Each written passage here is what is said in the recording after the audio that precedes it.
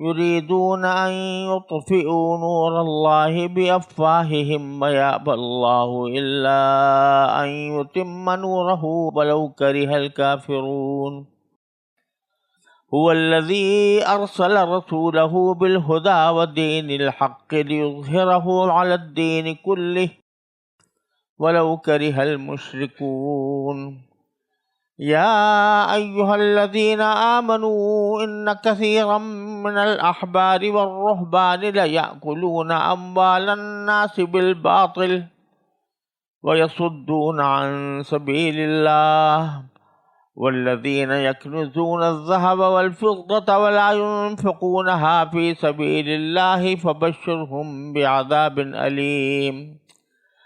يوم يحمى عليها في نار جهنم فتكوى جباههم وجنوبهم وظهورهم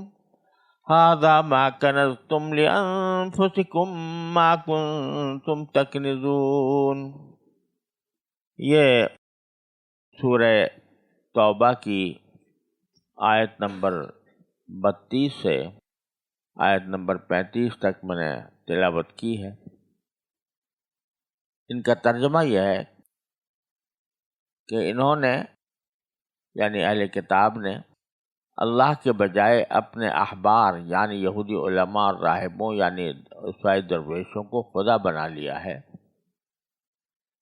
اور مسیح ابن مریم کو بھی،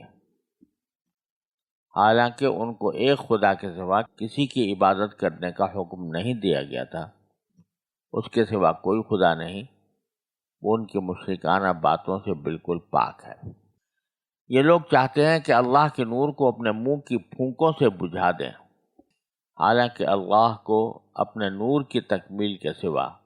ہر بات نامنظور ہے، چاہے کافروں کو یہ بات کتنی بری لگے. وہ اللہ ہی تو ہے جس نے اپنے رسول کو ہدایت اور سچا دین دے کر بھیجا ہے تاکہ اسے ہر دوسرے دین پر غالب کر دے، چاہے مشرک لوگوں کو یہ بات کتنی ناپسند ہو. اے ایمان والو، یہودی احبار اور عیسائی راہبوں میں سے بہت سے ایسے ہیں کہ لوگوں کا مال ناحق طریقے سے کھاتے ہیں اور دوسروں کو اللہ کے راستے سے روکتے ہیں. اور جو لوگ سونے چاندی کو جمع کر کر کے رکھتے ہیں اور اس کو اللہ کے راستے میں خرچ نہیں کرتے، ان کو دردناک عذاب کی خوشخبری سنا دو.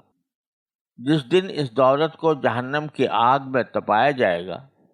پھر اس سے ان لوگوں کی پیشانیاں اور ان کی کروٹیں اور ان کی پیٹھیں داغی جائیں گی، اور کہا جائے گا کہ یہ ہے وہ خزانہ جو تم نے اپنے لیے جمع کیا تھا، اب چکھو اس خزانے کا مزہ جو تم جوڑ جوڑ کر رکھا کرتے تھے. جیسا کہ پہلے عرض کیا گیا، راجح قول کی بنا پر یہ تمام آیات سن 9 ہجری کے حج میں اعلان برات کے ساتھ نازل ہوئی تھی، جس میں ایک طرف تو یہ اعلان کیا گیا کہ بت پرستوں کے لیے اب جزیرہ عرب میں کوئی گنجائش باقی نہیں رہی، یا وہ مسلمان ہوں یا جزیرہ عرب سے باہر چلے جائیں، ورنہ جنگ کے ذریعے ان کو قتل کیا جائے گا. لیکن چونکہ جزیرہ عرب میں یہودی اور نصرانی بھی آباد تھے، تو ان کا حکم بھی اسی ذیل میں یہ بیان فرما دیا گیا کہ ان کو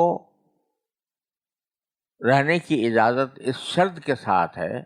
کہ وہ ذلیل ہو کر جزیہ ادا کریں، یعنی اسلامی ریاست کی اطاعت قبول کر لیں.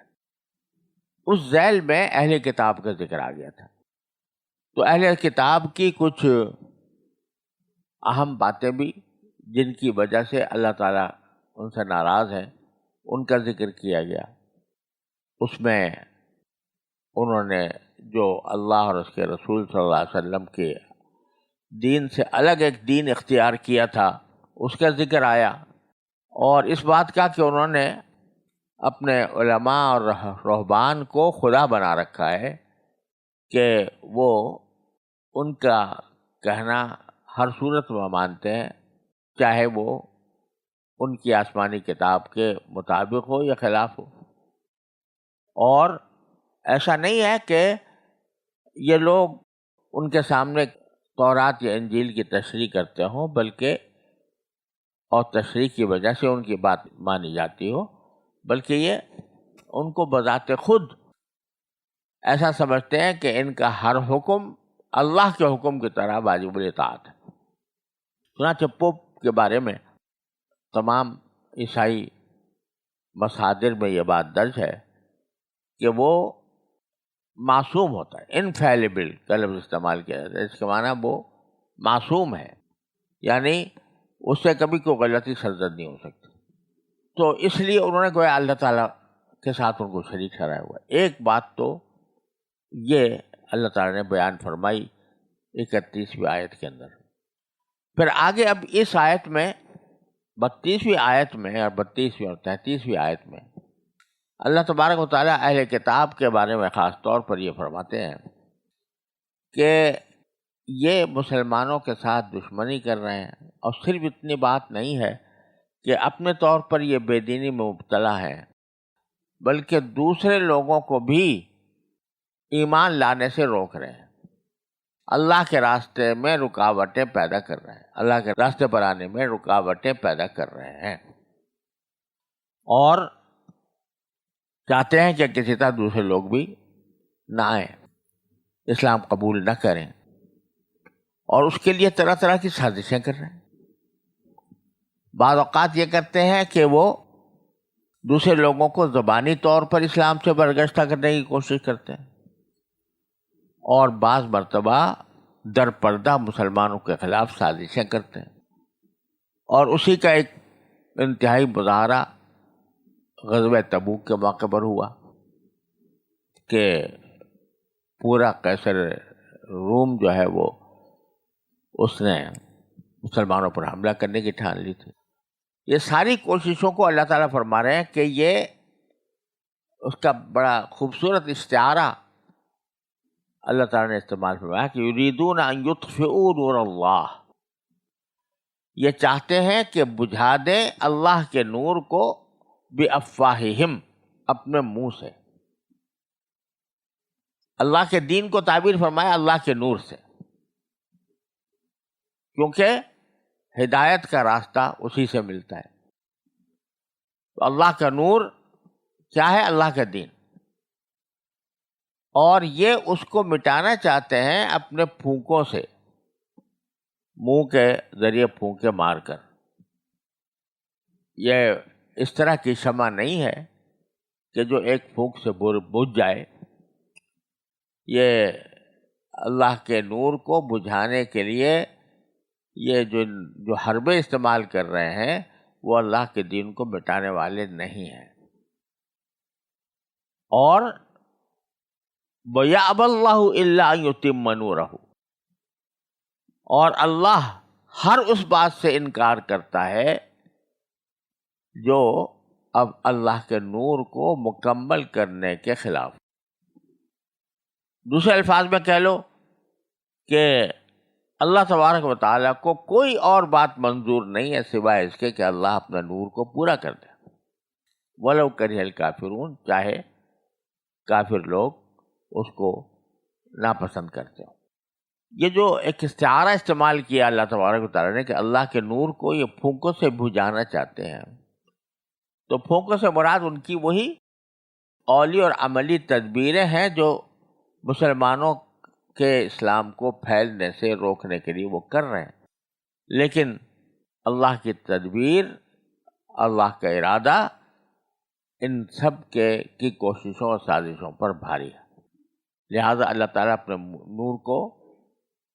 مکمل کیے بغیر کوئی اور بات منظور نہیں کرے گا۔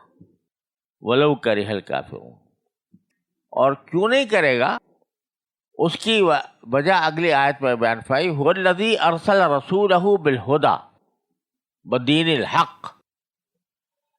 اس لیے کہ وہی اللہ ہی تو ہے نا جس نے کہ اپنے رسول کو ہدایت دے کر اور دین حق دے کر بھیجا۔ اگر بھیجا تو ہوتا کسی اور نے، اور حفاظت ذمے کسی اور کی ہو گئی ہوتی، تو اس میں ہو سکتا تھا کہ حفاظت کرنے والا جو ہے وہ کمزوری دکھا دے، لیکن یہ بھیجنے والا بھی اللہ ہی ہے. هو الذی ارسل، هو الذی یہاں پر عربی محاورے کے اعتبار سے وہ ایک طرح سے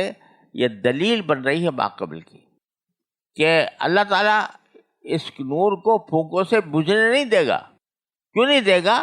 اس لیے کہ اسی نے بھیجا تھا، اس لیے کہ اسی نے بھیجا تھا اپنے رسول کو ہدایت دے کر اور برحق دین دے کر بھیجا تھا، حق والا دین بھیجا. اور ویسے ہی نہیں بھیج دیا تھا کہ یہ بھیج تو دیا لیکن وہ پڑا رہے اور کوئی اس پر عمل نہ کرے اور معاذ اللہ اس کی بے عزتی ہو. اس لیے تو نہیں بھیجا تھا، بھیجا اس لیے تھا کہ لیظہرہ علی الدین کلہ، تاکہ وہ تمام ادیان پر غالب کر دے اس کو. لیظہرہ علی الدین کلہ، اظہر اظہاراً عربی زبان میں اس کے معنی آتے ہیں کسی کی پشت پناہی کرنا، اور اس کے معنی کسی کو کامیاب بنانا بھی، کسی کو غلبہ عطا کرنا بھی. یہاں غلبہ عطا کرنا مراد ہے کہ اللہ نے دین اس لیے بھیجا تاکہ اس دین کا غلبہ ہو جائے ساری دنیا میں اور سارے ادیان پر وہ غالب آ جائے. ولو کرہ المشرکون، چاہے مشرک لوگ کتنا ہی برا مانے، وہ چاہیں نہ چاہیں، لیکن اللہ تبارک و تعالیٰ نے یہ دین اس لیے بھیجا ہے تاکہ وہ غالب ہو تمام ادیان پر. غالب ہونے سے مراد دونوں باتیں ہو سکتی ہیں. ایک غلبہ دلیل کے میدان میں، کہ دلیل کے اعتبار سے جب کبھی کوئی مناظرہ ہوگا دین اسلام کا کسی اور دین کے ساتھ، یا اس کا موازنہ کیا جائے گا دلائل کے اعتبار سے، تو غلبہ ہمیشہ دین اسلام کو حاصل ہوگا. ایک معنی تو یہ ہے لیظہرہ علی الدین کلہ. اس معنی کے لحاظ سے تو الحمدللہ دین اسلام غالب ہی ہے، رہا ہے اور غالب ہے، اور انشاءاللہ غالب رہے گا قیامت تک. ایک لمحہ بھی کوئی ایسا نہیں ہے جس میں دین کو غلبہ حاصل نہ ہو دلیل اور حجت کے میدان میں. دوسرا غلبہ ہوتا ہے سیاسی غلبہ، یعنی یہ کہ اقتدار جو ہے وہ اس دین کو حاصل ہو جائے. تو یہ بات اس وقت فرمائی جا رہی ہے، یہ آیت کریمہ سن 9 ہجری کے اندر فرمائی گئی ہے. تو گویا ایک طرح سے اللہ تعالیٰ نے بشارت دے دی ہے کہ اس دین اسلام کا اقتدار بھی قائم ہوگا اور سیاسی اعتبار سے بھی اس کو غلبہ حاصل ہوگا. سن 9 ہجری سے اس کا مکمل آغاز ہو چکا تھا. 9 ہجری وہ سن ہے جس میں تبوک فتح ہو گیا. فتح کیا ہو گیا؟ تبوک کی جنگ ہوئی، اور اس وقت کی سپر پاور کے مقابلے میں اللہ تعالیٰ نے مسلمانوں کو فتح عطا فرمائی، اور اس کو حوصلہ نہ ہوا مسلمانوں کے ساتھ آ کر مقابلہ کرنے کا. یہی سن 9 ہجری ایسا ہے جس میں جو ہے حج کیا گیا، اور اس حج کے اندر اعلان کر دیا گیا، حج جو ہوا اس میں اعلان کر دیا گیا کہ اس سال کے بعد مشرک یہاں پر حج نہیں کر سکیں گے، جزیہ عرب سے ان کو نکالنے کا فیصلہ ہو گیا. اور پھر نبی کریم صلی اللہ علیہ وسلم کے وصال کے بعد جو خلافت راشدہ قائم ہوئی، وہ اس کے نتیجے میں آدھی سے زیادہ دنیا کے اوپر مسلمانوں کا اقتدار قائم ہوا. تو یہ معنی بھی اس سے مراد ہو سکتے ہیں. اور پھر حدیث میں رسول کریم صلی اللہ علیہ وسلم یہ بھی ارشاد فرمایا ہے کہ مثل امتی مثل المطر لا یدرا اولہ خیر ام آخرہ، کہ میری امت کی مثال بارش کسی ہے جس کے بارے میں یہ پتہ نہیں لگتا کہ جب شروع ہوئی تھی اس وقت زیادہ بہتر تھی یا جب ختم ہوئی تو اس وقت زیادہ بہتر تھی. اس کا مطلب یہ ہے کہ جس طرح اسلام کے شروع میں حضرات صحابہ کرام کے زمانے میں جو اسلام کے مظاہر سامنے آئے وہ بڑے اعلیٰ پیمانے کے تھے، اسی طرح آخری دور میں بھی ایسا زمانہ آنے والا ہے جس میں اللہ تعالیٰ دین کو غالب فرمائیں گے دوسرے تمام ادیان کے اوپر، اور انشاءاللہ ایسا ہوگا اللہ کے نام۔ بیچ میں ایسے وقفے آ سکتے ہیں، آئے ہیں، جن میں مسلمان کمزور پڑ گئے اور افسوس ہے کہ ہم اسی دور میں جی رہے ہیں، لیکن اللہ تبارک و تعالیٰ نے یہ وعدہ کیا ہوا ہے کہ بالآخر غلبہ جو ہے وہ اللہ کے دین کو ہوگا۔ اب یہ جو اہل کتاب کا ذکر آ گیا تھا اور ان کے دین حق پر قائم نہ رہنے کا ذکر آ گیا تھا، ان کے غلط عقیدوں کا ذکر آ گیا تھا،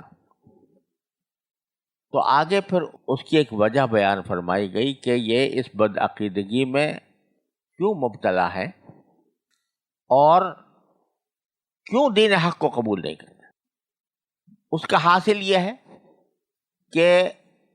ان کے دلوں میں ہے محبت مال کی اور دنیا کی۔ اس مال اور دنیا کی محبت نے ان کو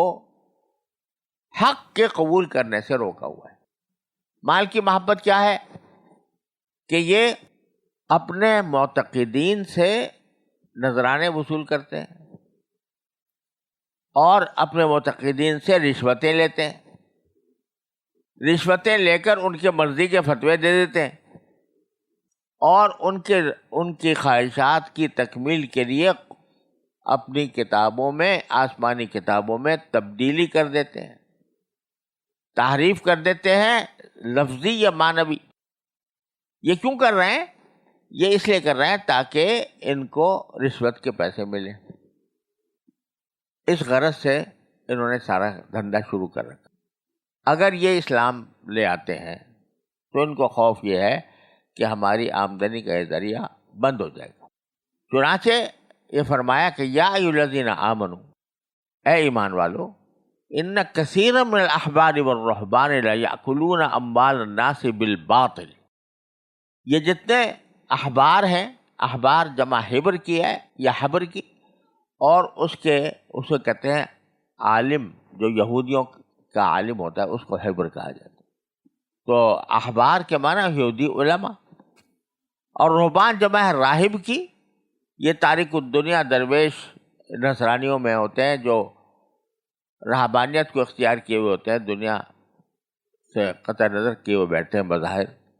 تو لیکن ہوتا یہ تھا کہ بیٹھے تو دنیا سے قطع نظر کر کے، لیکن وہاں جا کر اپنے تنہائی میں خواہشات میں مبتلا ہوئے، طرح طرح کے گناہوں میں، اس میں یہ بات بھی داخل تھی کہ رشوت کھانے لگے۔ تو یہ فرما رہے باری تعالیٰ کہ ان احبار یعنی یہودی علماء اور رہبان یعنی عیسائی درویشوں میں سے بہت سے لوگ لَيَأْكُلُ أَمْوَالَ النَّاسِ بِالْبَاطِلِ، وہ لوگوں کے مال باطل طریقے سے کھاتے ہیں۔ اب یہاں دیکھو اللہ تبارک و تعالیٰ نے ان کی برائی بیان کرتے ہوئے یہ نہیں فرمایا کہ یہ لوگ کھاتے ہیں، احبار و رہبان کھاتے ہیں، یعنی سارے احبار و رہبان کھاتے ہیں، بلکہ لفظ استعمال کیا کثیرا من الاحبار والرہبان، کہ ان راہبوں اور علماء کے میں سے بہت سے لوگ، اکثر بھی نہیں فرمایا بلکہ کثیر فرمایا، کثیر تعداد میں ان لوگوں میں ایسے لوگوں کی ہے جو لوگوں کے مال باطل طریقے سے کھاتے ہیں۔ اسے تعلیم دے دی کہ کسی شخص کی مخالفت اور عداوت میں کبھی بھی احتیاط کا دامن نہ چھوڑو۔ کسی کی برائی بیان کرنی ہے تو اتنی بیان کرو کہ جتنی کا تمہیں ثبوت موجود ہے تمہارے پاس۔ اگر یہ کہتے بھائی یہودی تو سب یہ رشوت کھاتے ہیں یا نسائی سارے کھاتے ہیں، تو یہ مبالغہ ہوتا، غلط بیانی ہوتی، کیونکہ سب کا ایسا حال نہیں تھا۔ ان میں بھی بہرحال ایسے لوگ تھے کہ جو حرام خوری سے پرہیز کرتے تھے، بلکہ منع بھی کرتے تھے، ذالک بانہم قسیسین ورہبان وانہم لا یستکبرون. تو اس لیے اللہ تعالیٰ نے یہ نہیں فرمایا کہ یہ سارے اہل کتاب کھاتے ہیں، بلکہ ان میں سے بہت سے لوگ کھاتے ہیں، لوگوں کے مال کھاتے ہیں باطل طریقے سے. اب باطل طریقے سے ہر حرام طریقہ اس میں داخل ہو گیا، چاہے وہ رشوت ہو، چاہے وہ دھوکے کے ذریعے مال لیا گیا ہو، وہ سب اس میں داخل ہو گئے. تو ایک تو یہ کام کرتے ہیں کہ مال لوگوں کے کھاتے ہیں، وَيَصُدُّونَ عَن سَبِيلِ اللَّهِ، اور اللہ کے راستے سے لوگوں کو روکتے ہیں.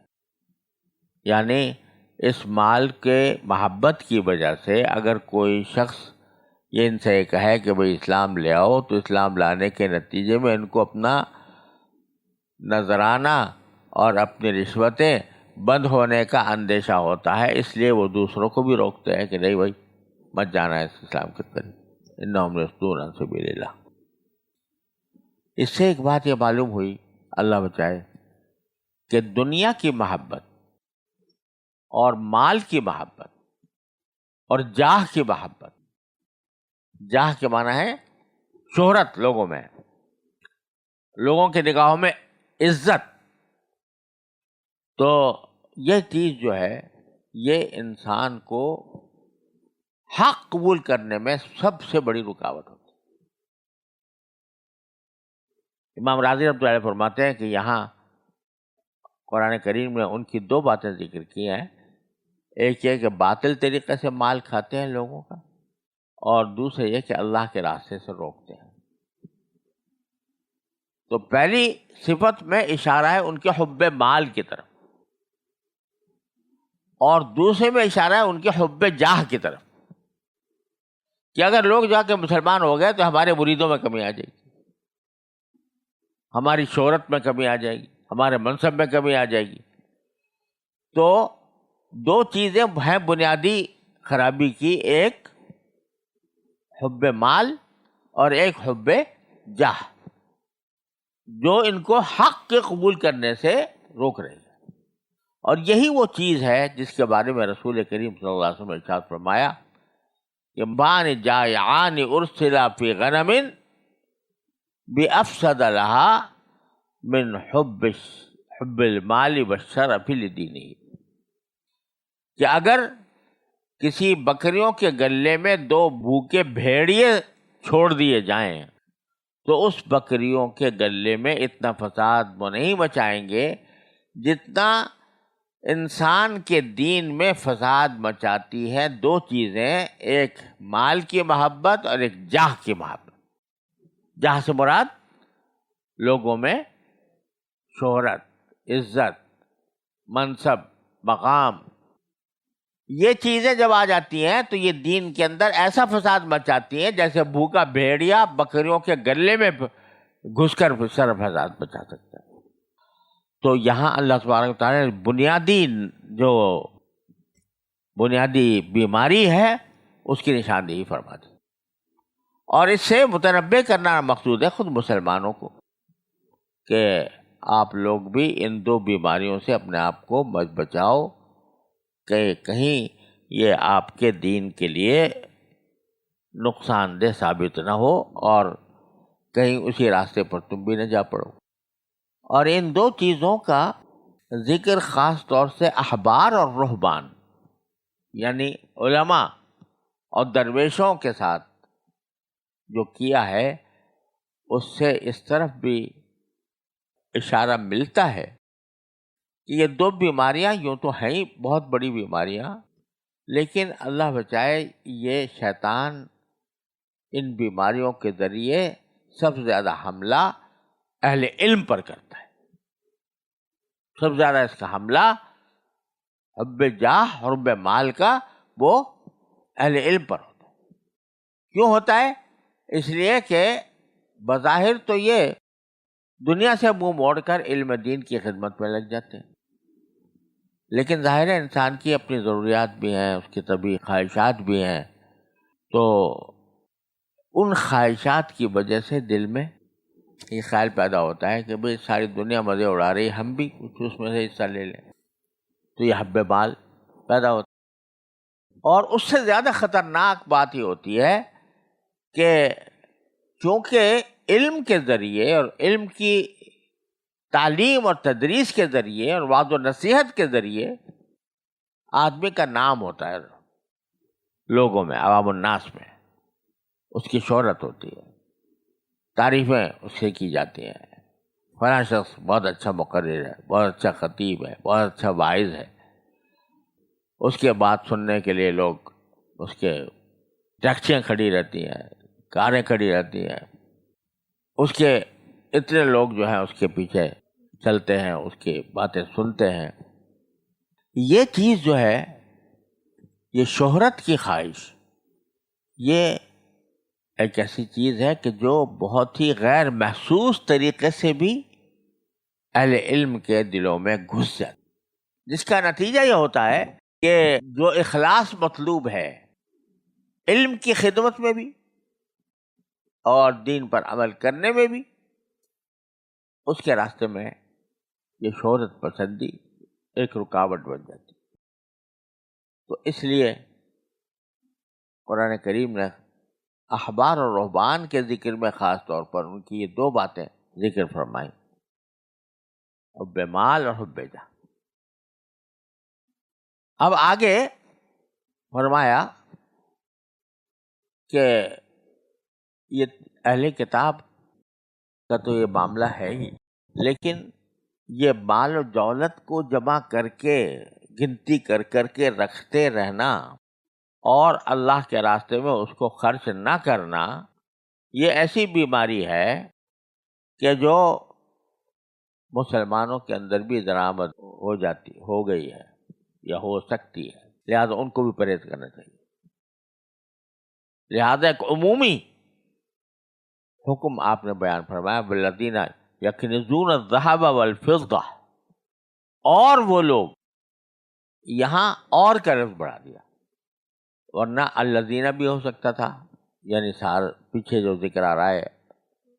احبار رہبان کا، انہی کا کے آگے مزید یہ صفت بھی بیان کر دی جاتی، لیکن اس کے بجائے بلتین واو کے ساتھ، جس میں بتانے کا مقصود ہے کہ چاہے وہ یہودی ہو، چاہے وہ نصرانی ہو، چاہے وہ مسلمان ہو، سب کا حکم یہ ہے کہ وہ لوگ جو جمع کر کے رکھتے ہیں سونا اور چاندی، وَلَا يُنْفِقُونَهَا فِي سَبِيلِ اللَّهِ، اور اس کو اللہ کے راستے میں خرچ نہیں کرتے، فَبَشِّرْهُمْ بِعَذَابٍ أَلِيمٍ، تو ان کو خوشخبری سنا دو ایک دردناک عذاب کی۔ یہ جو ہر وقت دل و دماغ اس پر بس ہوا ہے کہ میرے کتنے پیسے ہو گئے، کتنے ہو گئے، جمع مالا وعددہ، یہ قرآن کریم نے انسان کی ایک خصلت بیان فرمائی ہے کہ پیسے کے معاملے میں اتنا حریص ہوتا ہے کہ ہر تھوڑی دیر کے بعد گنتا ہے کتنے ہو گئے میرے پاس، جمع مالا وعددہ، مال جمع کرتا ہے اور گنتا رہتا ہے۔ تو یہ لوگ جو مال کو بس ہر وقت بڑھانے کی فکر میں ہے کہ ان کی گنتی بڑھتی چلی جائے، بڑھتی چلی جائے، اور اس کو اللہ کے راستے میں خرچ کرنے کا کبھی خیال بھی نہیں آتا۔ میرا پیسہ ہے، میرے فائدے کے لیے ہے، میرے لذت اندوزی کے لیے ہے، تو وہ دوسرے کے اوپر خرچ بھی نہیں کرتے۔ تو خوب ان کو خوشخبری سنا دو، خوشخبری بطور طنز کے فرمایا، خوشخبری سنا دو ایک دردناک عذاب۔ اس دردناک عذاب کی تھوڑی تفصیل بھی بیان فرما دی اللہ تعالیٰ نے شاید، یوم یحمى علیہا فی نار جہنم، یہ دردناک عذاب اس دن ہوگا جس دن کے اس چاندی پر، چاندی کو تپایا جائے گا جہنم کی آگ میں، جہنم کی آگ میں تپایا جائے گا چاندی کو، فَتُكْوَى بِهَا، پھر اس سے داغا جائے گا، جباہہم، ان کی پیشانیوں کو، وجنوبہم، ان کے پہلوؤں کو، وظہورہم، اور ان کی پشتوں کو۔ اس چاندی کو جہنم کی آگ میں تپا کر وہ ہی چاندی لگائی جائے گی ان کی پیشانی پر، ان کی پشتوں پر، ان کے پہلوؤں پر۔ اور کہا جائے گا ھذا ما کنزتم لانفسکم، یہ ہے وہ دولت جو تم نے جمع کر کے رکھی تھی اپنے لیے، فذوقوا ما کنتم تکنزون، تو اب چکھو مزہ اس دولت کا جو تم جوڑ جوڑ کر رکھا کرتے تھے۔ یعنی جس مال کی زکوٰۃ نہ نکالی گئی ہو، اس میں تو قرآن کریم میں مطلق جمع کرنے کی ممانعت آئی ہے، اور کہا کہ جو جمع کرتے ہیں اور اللہ کے راستے میں خرچ نہیں کرتے ان کا انجام یہ ہوگا۔ لیکن رسول کریم صلی اللہ علیہ وسلم کی احادیث سے اس کی تشریح جو معلوم ہوتی ہے وہ یہ ہے کہ ہر انسان کے مال پر کچھ فرائض عائد ہیں اللہ تعالیٰ کے، جیسے زکوٰۃ ہے، جیسے نفقات ہیں، جیسے صدقۃ الفطر ہے، جیسے قربانی ہے، جیسے بھوکے کو کھلانا ہے۔ یعنی اگر فرض کرو آپ پوری زکوٰۃ دے چکے ہو، لیکن ایک آدمی بھوکا نظر آیا کہ اس کے بعد کھانے کو، صبح شام کے کھانے کو کچھ نہیں ہے، تو اس کو کھلانا وہ بھی فرض ہو جاتا علاوہ زکوٰۃ۔ تو اللہ تعالیٰ نے اس کے اوپر، انسان کے پاس جو مال ہوتا ہے اس کے اوپر کچھ فرائض عائد کیے ہیں، جن میں زکوٰۃ بھی ہے، جس میں صدقات بھی ہیں، جس میں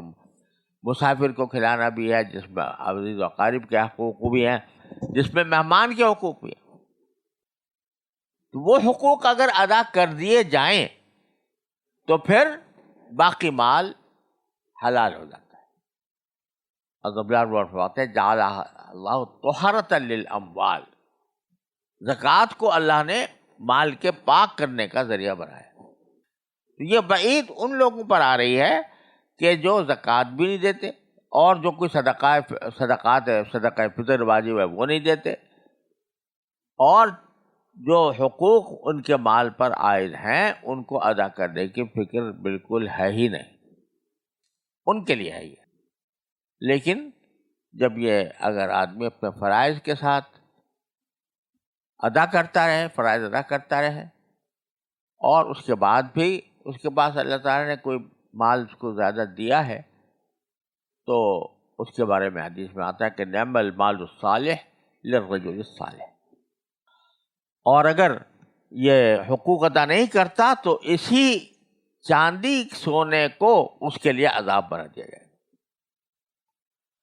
یہاں ایک لطیف بات یہ ہے، لطیف نکتہ علامہ ثناء اللہ پانی پتی رحمۃ اللہ علیہ نے تفسیر مظہری میں بیان فرمایا کہ ذکر تو تھا سونے اور چاندی دونوں کا، کہ وہ جمع کرتے ہیں سونا اور چاندی، الذین یکنزون الذھب والفضہ، سونا بھی اور چاندی بھی، لیکن جب اس کو آگ پر تپانے کا ذکر آیا تو صرف علیہا فرمایا، جس کی ضمیر چاندی کی طرف لوٹ رہی۔ چاندی کو تپایا جائے گا، جمع تو کر رہا ہے سونا بھی چاندی بھی، لیکن چاندی کو استعمال کیا جائے گا اس کو تپا کر اس کو داغ دینے کے لیے۔ تو اس سے یہ اشارہ ملتا ہے کہ اصل چیز چاندی ہے، اور اگر کسی کے پاس سونا بھی ہو اور چاندی بھی ہو تو اصل مقدار کا اعتبار ہوگا چاندی کی، کہ چاندی کی مقدار اگر نصاب تک پہنچ گئی ہے تو زکوٰۃ واجب ہو جائے گی۔ تو حضرت قاضی صاحب نے رحمۃ اللہ تعالیٰ عنہ کے درجات بلند فرمائے، یہ ہے نا عجیب بات کہ ذکر تو آ رہا ہے ذہب اور فضہ دونوں کا،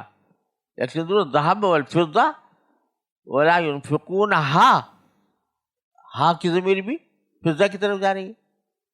اور یحمى علیہا، اس کی ضمیر بھی فضہ کی طرف جا رہی ہے۔ قاعدے کا تقاضا تو یہ تھا کہ لا ينفقونھما فی سبیل اللہ کہا جاتا، یوم یحمى علیہما کہا جاتا، لیکن دونوں جگہ پر صیغہ مفرد کا اور مؤنث کا، جس کا ہونے کی طرف رجوع ہونے کا احتمال ہی نہیں ہے، فضہ کی طرف احتمال، تو معلوم ہوا کہ اصل چیز چاندی۔ یہ جو آج کل لوگوں کے دل میں خیال بہت پیدا ہوتے ہیں نا کہ جو ہے جی سونے میں اور چاندی میں بڑا فرق ہو گیا ہے، اور حضور اقدس صلی اللہ علیہ وسلم کے زمانے میں تو